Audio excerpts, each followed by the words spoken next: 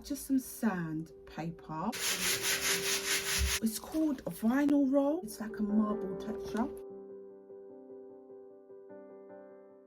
In today's video, I am tackling a lot of stuff around the home. I've been popping into Poundland and going into the DIY section, purchasing paint rollers, just things I need to DIY. There's areas around the home that needs a little paint. There's a crack on the wall, or there's holes on the wall. Bathroom, the towel holder has, one of the kids was dangling on it and now it's come off the wall. So let's do a quick haul. So I purchased some sandpaper. You would have seen in my recent Poundland haul, I got this all-purpose filler.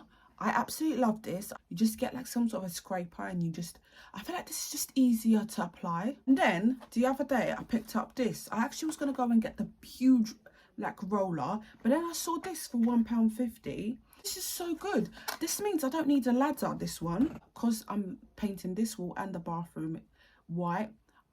Yeah, I feel this is going to be so perfect. It's going to make my job even more easier. PEP and Co have brought out, it's called a vinyl roll, self-adhesive vinyl roll. Yeah, you see that it's a marble texture. I need it for my daughter's table. She said she really liked it, so I got that. What we're going to do next is we're going to tackle all of these walls and paint them. The paint as well, some of the paint that I'm going to be using are over 6 years old, from when we moved in and we painted the house. They come in handy for if you've got kids, they're constantly drawing and putting their fingers. Those paint pots come really, really handy for just touch-ups. So that's what I'm doing.